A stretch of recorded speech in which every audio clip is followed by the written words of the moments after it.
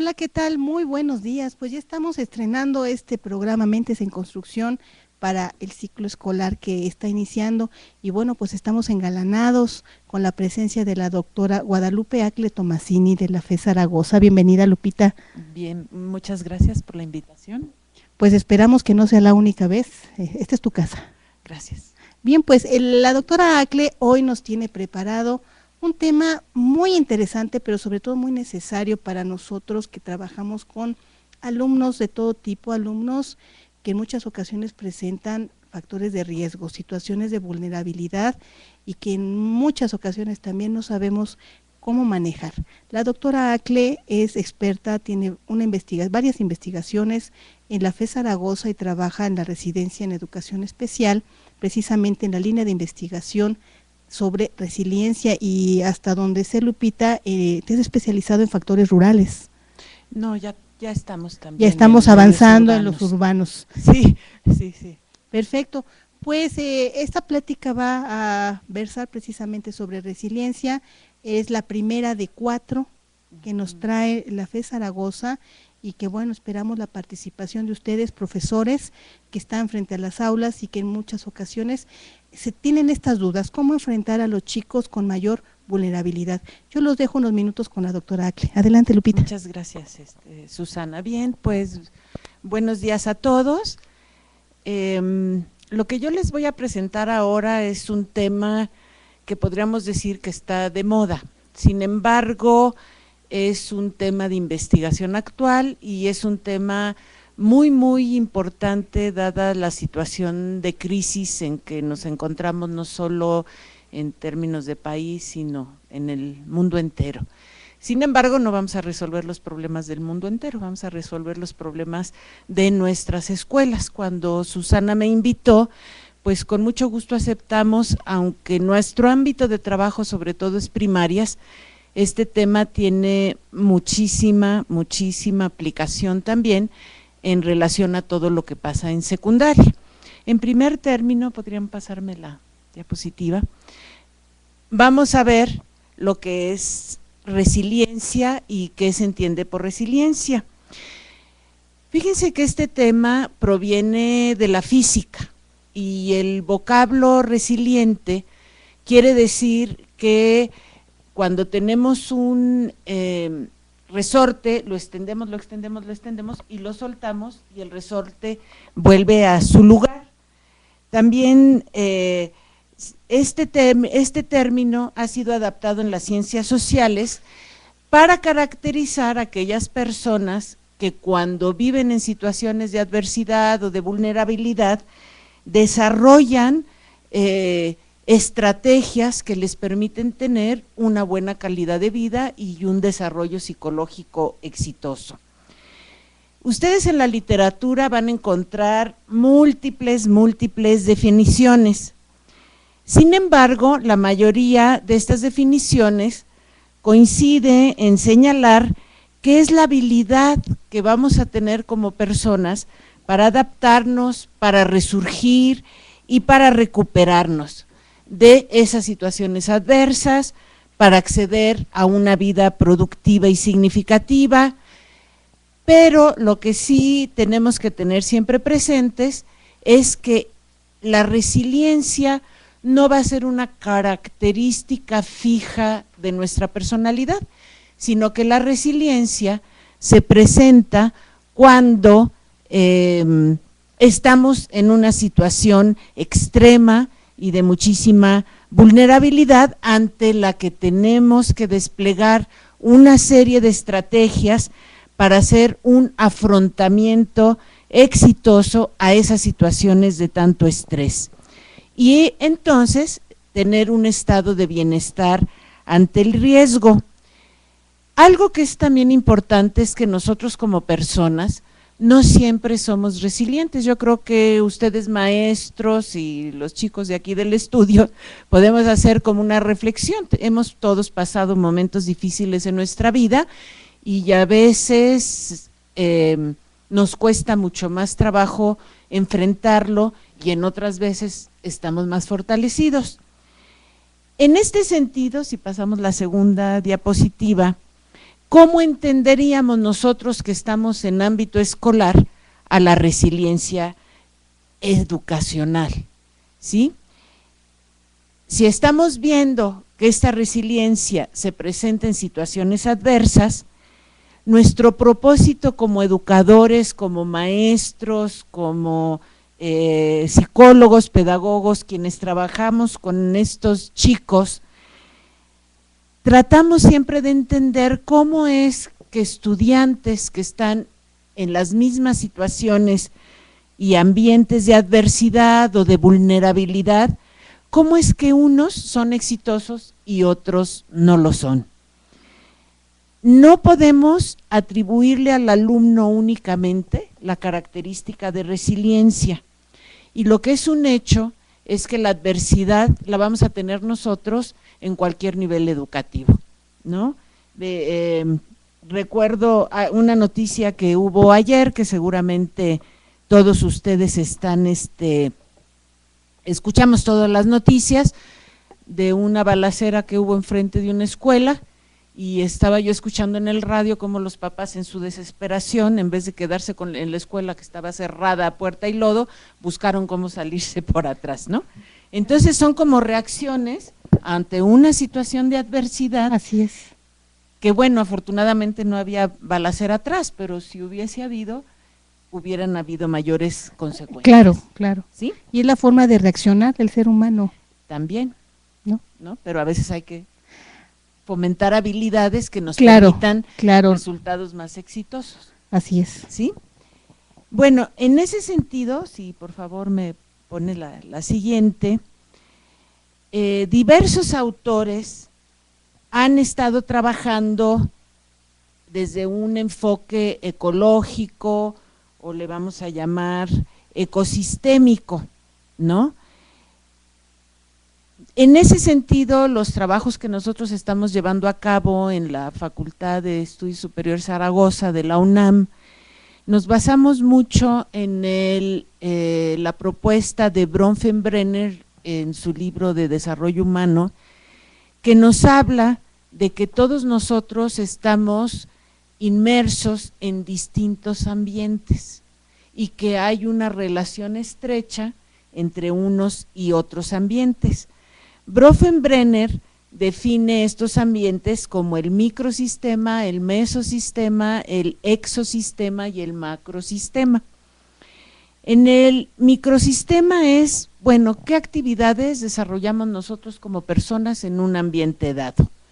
Cuando ya estamos en el mesosistema es cuando dos microsistemas tienen una asociación, como sería la casa con la escuela, que es lo que nosotros tenemos más en nuestros ámbitos educativos. En el exosistema es ya un ambiente en donde nuestra persona foco de estudio no tiene mucho que ver, pero que le puede influir. Por ejemplo, el lugar en los que los papás trabajan, el horario que los papás tienen de escuela, el tiempo que están en el trabajo, y que sí tiene alguna relación con lo que le pasa al chico. Claro. Y por último está el macrosistema, que viene a ser todos estos aspectos de cultura, de sociedad, ideología, de políticas, que serían eso que también en la literatura de resiliencia se llama como las variables distales, que están lejanas, pero que influyen. Así es, ¿no? Si yo tengo una política, voy a hablar de mi campo que también afecta a la secundaria, a la educación especial. Así es, ajá. Tengo una política de integración educativa que está hecha por allá. ¿Cómo es que esa política llega y baja, ¿no? ¿Con qué características llega a las aulas? ¿Con qué características nos llega a las aulas? Así es. ¿Qué efectos tienen en el desempeño del maestro y del estudiante? Sobre todo los significados que tiene esas políticas, ¿no? Esas políticas o la reforma de secundaria. Exacto, en fin. exacto. Sí, pero eso es distal, pero sí tiene un efecto. Lo importante de este enfoque ecológico es cómo lo unimos a resiliencia. Y pasamos la siguiente, por favor. Y cómo vamos a ver que hay una relación. Acuérdense ustedes que el enfoque ecológico en ciencias sociales está retomado de las ciencias biológicas. y en él se habla mucho de la interdependencia que hay entre los distintos sistemas. Entonces, el niño no está solo, pertenece a un sistema familiar, el familiar a un sistema más mayor, comunitario y social más amplio. Y ese niño tiene relación con los distintos elementos. Un aspecto fundamental es la interacción. O sea, sí hay estudios que se han visto que niños con ciertas características de bajo aprendizaje, vamos a llamarle así, todavía va a rendir menos si el maestro tiene una baja expectativa de él. Así es, son etiquetas que se le ponen al niño. Exactamente.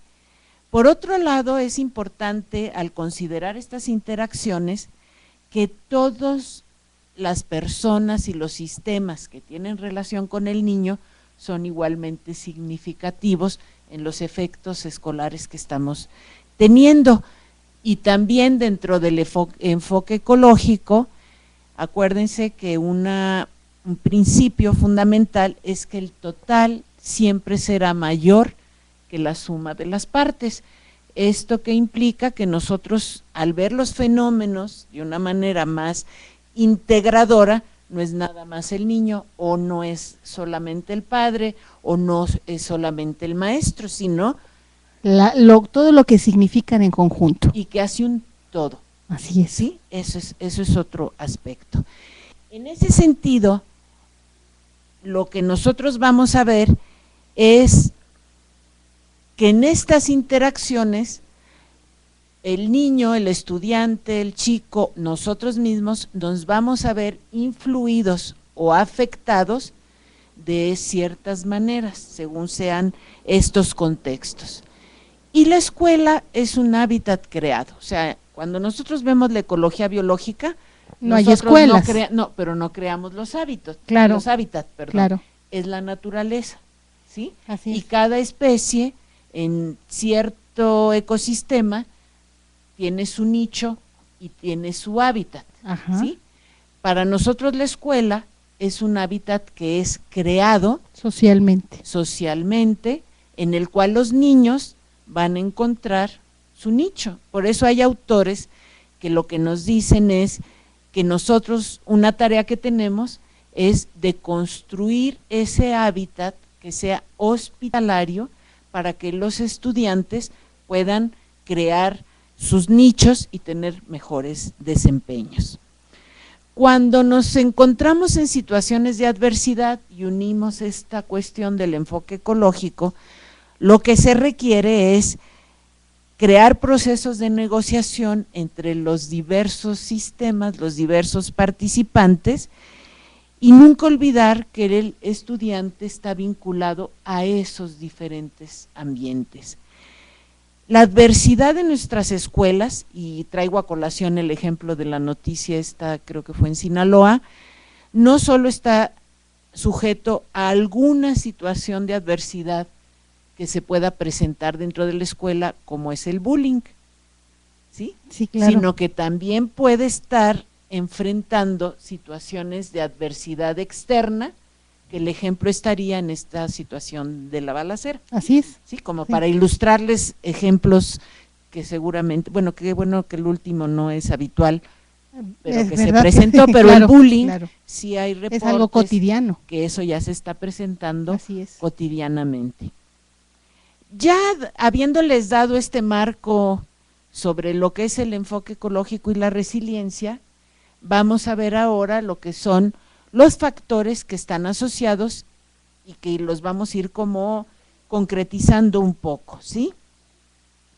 Les puse este esquema, el que sigue, por favor, con la idea de que vean ustedes que otro aspecto del enfoque ecológico es que es dinámico, no es estático, claro. ¿Sí?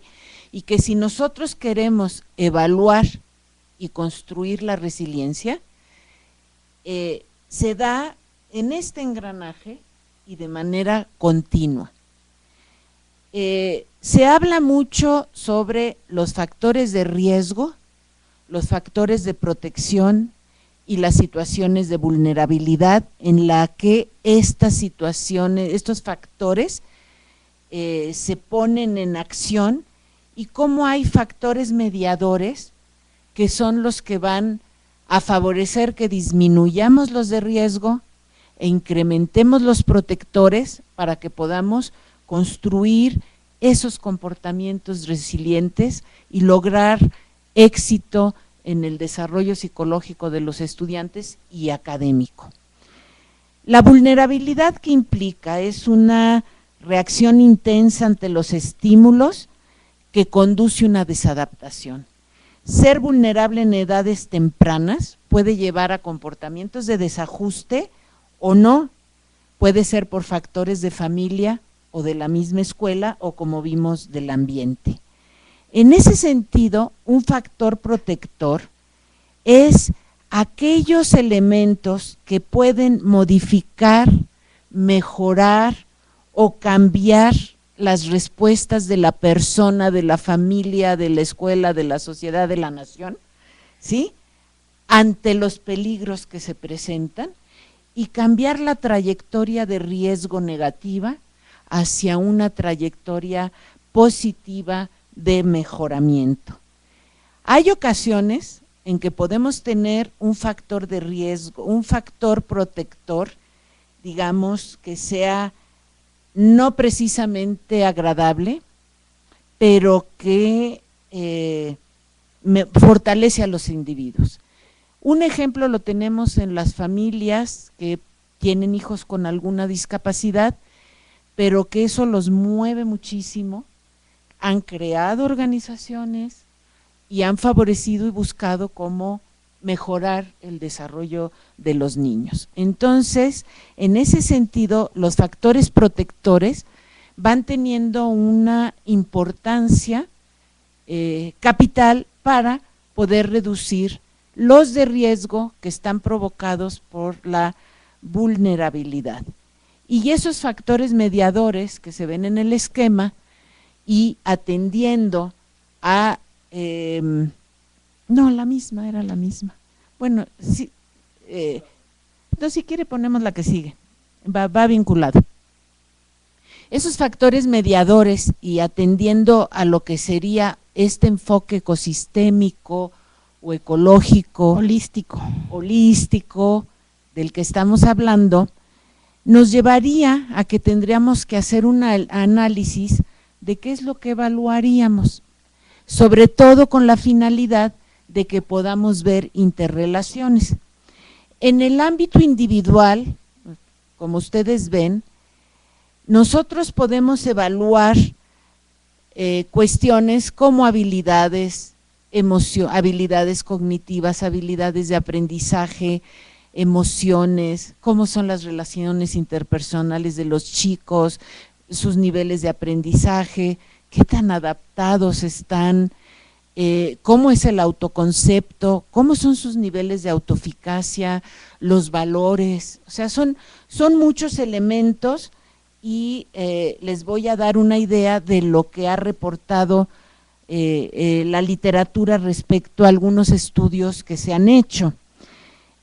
Algunos autores señalan que en estudiantes que tenían atributos de resiliencia, encontraron que compartían algunos de los siguientes elementos: niveles socioeconómicos más altos, ausencia de daño orgánico, un temperamento fácil, menor edad en el momento en que estuvieron ante una situación de vulnerabilidad, no había separaciones o pérdidas tempranas. Otros autores han encontrado mayores niveles de coeficiente intelectual, habilidades para solucionar problemas, mejores estilos de afrontamiento, motivación autogestionada al logro, voluntad y capacidad de planificación, sentido de humor positivo, mayor autoestima, menor tendencia a tener sentimientos de desesperanza, iniciativa, creatividad. Entonces, como ustedes ven, son muchos elementos de tipo individual sobre los que nosotros como profesores podemos trabajar para incentivar este enfrentamiento a situaciones Y adversas. crear estos ambientes resilientes dentro del aula. Bueno, esto es el alumno. Vamos Así a ver es. ahora Al la maestro, escuela. la escuela. No, yo Con el maestro es otro cantar.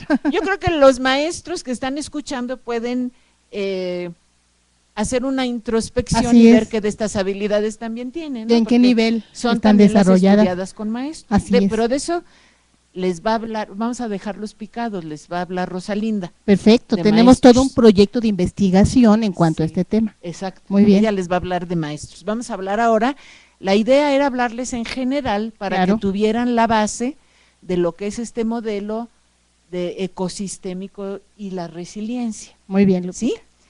Yo les voy a dar algunos indicios, pero dejaremos que Rosalinda les hable. Perfecto. ¿Sí, Susi? Claro que sí. Bueno, vamos a ver, dentro de nuestro esquema ya vimos lo que sería individual, pero veamos ahora en el ambiente escolar, cómo está organizada la escuela, cómo son las interrelaciones, maestro-maestro, maestro-alumno, alumno-alumno, ¿sí? Padres maestros, en fin, todo lo que tiene que ver con los actores que están en la escuela, formas de enseñanza, cómo se evalúa, cómo se maneja la disciplina, las expectativas que se tienen, claro.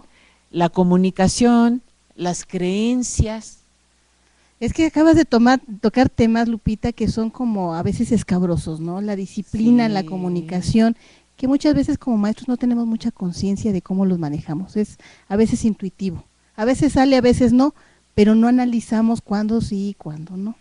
Lo que sucede es que si nos vamos al enfoque ecológico, Susi, yo como maestros, todos, nunca tenemos un mismo grupo.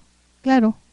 Entonces nos llega a suceder que ciertos patrones de disciplina o de organización nos funcionaban con un grupo, pero no nos funcionan con otro. Así es. Precisamente ahí está esta cuestión ecosistémica de las interrelaciones, claro. O sea, nuestro estudio va en esa relación entre ese grupo en particular y este maestro, porque todas las escuelas sí tienen una disciplina, sí, y manejan una así disciplina. Es.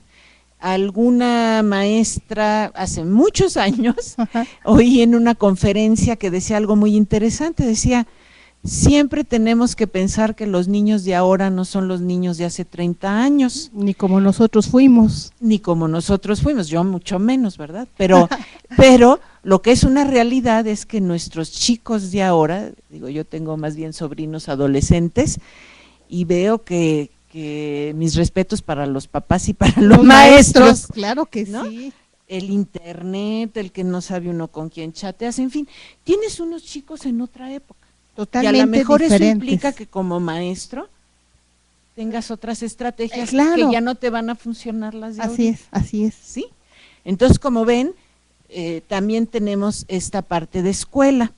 La otra parte que también vemos dentro de la escuela es la familiar, que no deja de afectar muchas veces lo que pasa dentro del aula.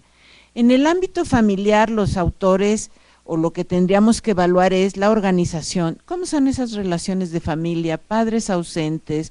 Creo que el INEGI nos decía de un 30% de hogares monoparentales. ¿no? Enorme ese porcentaje. ¿No? Los niveles educativos de los padres. El tiempo de calidad. El tiempo de calidad, los recursos, los valores, los niveles de comunicación al interior de la familia.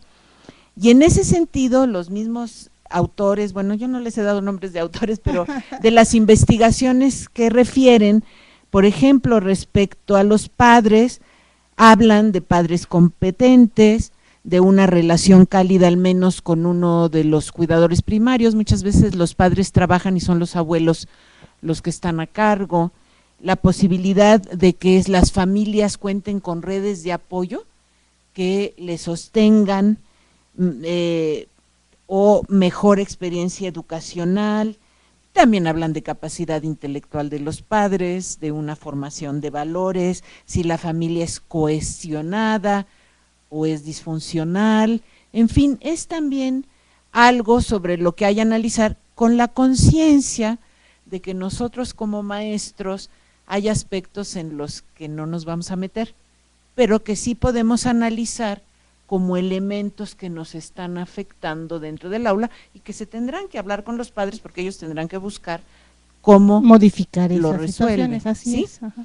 Y el cuarto aspecto de este enfoque ecosistémico sería lo social, que hemos hablado ya del macrosistema, en donde tenemos políticas que quiera o no nos afectan lo que pasa en la escuela, tenemos una economía que también nos afecta lo que pasa en la escuela, tenemos cultura, decías que sí es cierto, nosotros hicimos trabajo 10 años en un medio rural, ahora estamos en un medio urbano marginado como es Iztapalapa, zona aledaña a Zaragoza, y efectivamente hay muchas diferencias en términos de cultura, ¿no? Hemos tenido niños cuyos padres están en la cárcel, por ejemplo, y eso no lo tuvimos en un medio rural y nos hace una cambios, diferencia enorme. ¿sí?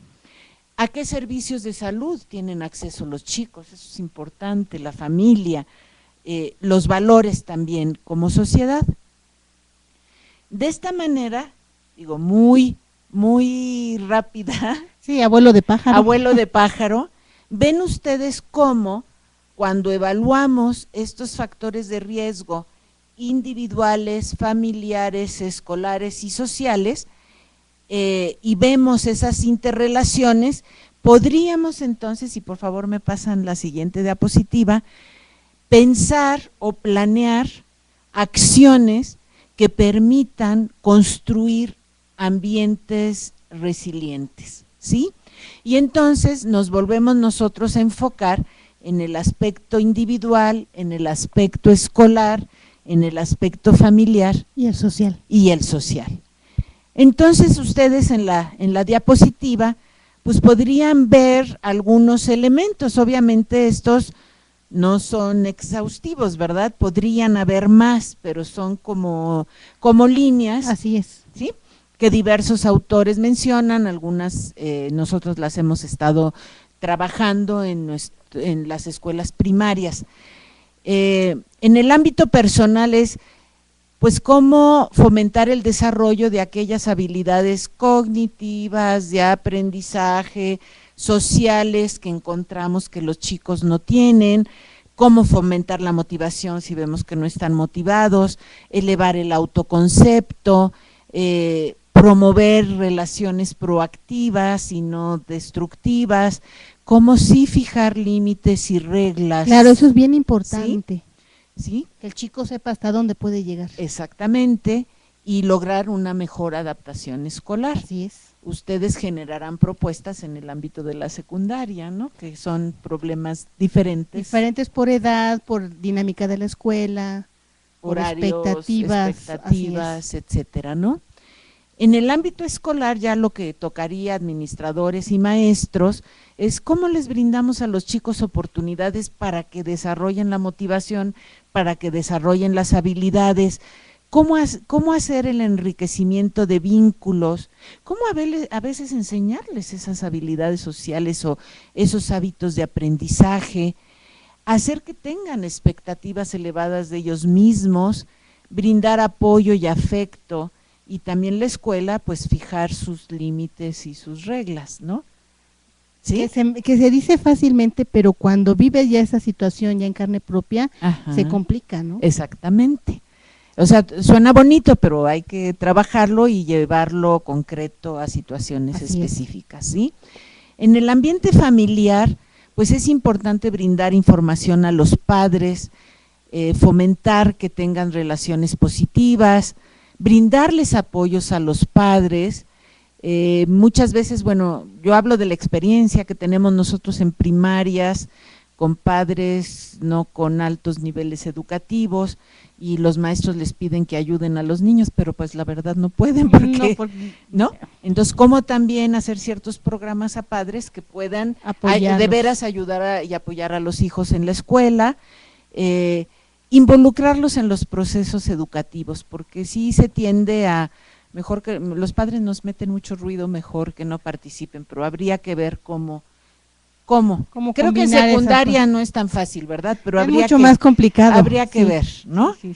Y por último tenemos algo que todavía con los papás es más fácil, porque en el ámbito social nos es más difícil intervenir pues no sé en la política, claro. en la economía, en la cultura, en el apoyo social. Bueno, digo, es más difícil, pero habrá que buscar mecanismos de cómo intentar, Sí, sobre todo ¿no? el trabajo colegiado. Yo siempre he pensado que la base de los cambios importantes en educación es el trabajo colegiado. Totalmente. ¿Sí? Pues tenemos ya muchos comentarios en el chat, Lupita, te mandan muchos saludos de la comunidad de secundarias técnicas. Ay, muchas gracias. Que nos acompañan. Hay varias preguntas importantes. Nos están preguntando, este concepto que se está poniendo de moda, entre comillas, ¿es porque el mundo cada vez es más desastroso y lleno de aumento gradual de la violencia? Pues yo creo que sí, ¿no? Pero este concepto no es nuevo, ya estábamos hablando de la Segunda Guerra Mundial. No es nuevo, miren, este concepto realmente en el ámbito de la psicología se empezó a estudiar en la psicología clínica. Claro. En el ámbito de la psicología educativa realmente sí es reciente, digamos que es de este siglo, en donde nosotros estamos encontrando referencias. En la psicología clínica estaba orientada a, por ejemplo, aquellos padres o cuidadores primarios con hijos con esquizofrenia, con problemas muy, muy severos, ¿sí? Claro, y bueno, ya está pasando a la psicología educativa. Ya, sí. Perfecto. Hay, no mucha, pero sí encuentran ya bibliografía al respecto. Bien, nos dice, ¿en la investigación se proponen estrategias específicas para casos particulares? Sí. Sí.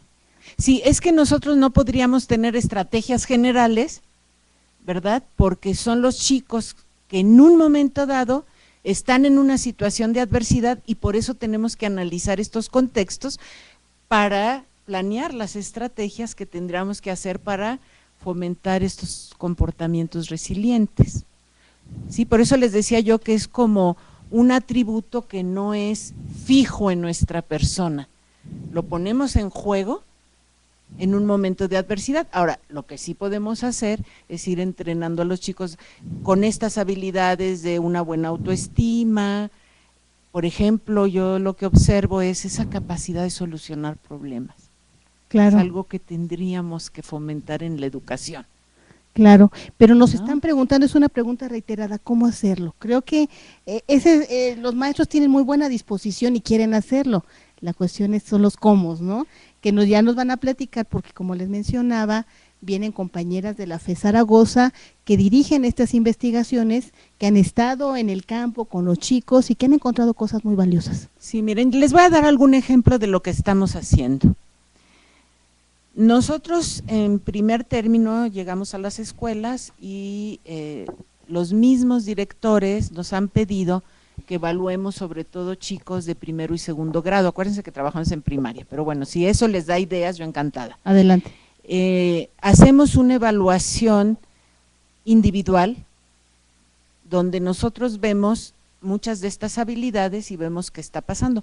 Como nuestro ámbito es educación especial, realmente nos abocamos a las problemáticas que estamos viendo que el sistema no está resolviendo en las escuelas. En esa primera evaluación, que hacemos además con la aprobación de los padres qué bien. y de los maestros, o sea, nosotros respetamos mucho a los maestros, tenemos una plática con los maestros primero y les decimos, pues encontramos tantos niños con ciertos problemas que quisiéramos profundizar, ¿no? Y en ese momento aplicamos otra batería de pruebas y entrevistamos a los padres. Eso nos permite ver los factores familiares de riesgo y de protección. Hacemos ya el análisis y establecemos programas tanto para los padres como para los niños, nada más que son niños de primero y segundo, ¿no? Entonces lectura, escritura, memoria, atención, habilidades sociales. Las 5 categorías que nosotros hemos encontrado reiteradamente, y fíjense, es un 37% en promedio de niños con estas problemáticas. 37%, estamos hablando casi la mitad, estamos cerca de la mitad. Exacto, es muy alto. Nosotros entonces hacemos nuestros programas, son problemas de aprendizaje, que la SEP ya ni educación especial ya no los contabiliza, no se ocupa de ellos. No se ocupa de ellos, de lenguaje, niños sobresalientes, hemos encontrado muchos, muy sobresalientes además, problemas de conducta, y niños que hemos encontrado que les hemos llamado bajo rendimiento intelectual, con coeficientes entre 70 y 80. El coeficiente no es fijo ni estático, y mucho menos cuando los niños tienen 7 años, ¿no? Entonces también los tomamos porque están teniendo problema para leer, para escribir, y trabajamos con ellos. Hemos hecho una evaluación pre y post test con resultados muy halagüeños, muy prometedores, e involucramos a los padres y tenemos lo que se llama ahora la validez ecológica, es decir, vemos que el programa fue efectivo, los maestros están contentos, los padres están contentos, los niños están contentos y nosotros también. Perfecto. ¿Sí? Pero bueno, digamos que esta propuesta es para primero y segundo de primaria, pero si les llega a dar ideas con lo que tanto mis colegas les platiquen en los próximos 3 programas, bueno, ahí creo que viene la creatividad. Claro, sobre todo porque muchos chiquitos nos llegan con problemas que no se atendieron en primaria. Por supuesto. Entonces, bueno, hay mucho trabajo que hacer. Mucho. Bien, Lupita, estabas preocupada por llenar el tiempo, No, ya nos Fuimos, pasamos. perdón. Muchas gracias por estar con nosotros. No, gracias por la invitación. Como te digo, esta es tu casa, cuando quieras puedes regresar. De la técnica 31 están pidiendo tu presentación, ¿se las podemos mandar? Claro, con mucho gusto. Claro ¿Puedo que hacer un comercial? Adelante. Claro que sí, Lupita. No, es que fíjense que todo el proyecto, ahorita ya lo aceptó la editorial Gedisa. Perfecto. Estamos ya en vías de firmar el contrato. Se va a publicar. Perfecto, pues. Lo cual espero les resulte útil, aunque sea primaria, vaya. Pero nos vas a venir a presumir al hijo. Espero que sí, ya lleva mucho tiempo y no nace, pero bueno, ya vamos en vías de firma de contrato, entonces espero que ya se acelere. Pues ojalá y tengamos por aquí tu publicación para conocerla más a fondo. Con mucho gusto, lo que les podamos colaborar, pues adelante. Muchas gracias, Lupita. No, gracias a ustedes. Esperamos los otros 3 programas con proyectos específicos de investigación en resiliencia. Muchas gracias a todos ustedes por acompañarnos. Mi nombre es Susana Argueta. Nos vemos la próxima semana con más programación aquí en DGES TV Aprendiendo. Gracias y hasta luego.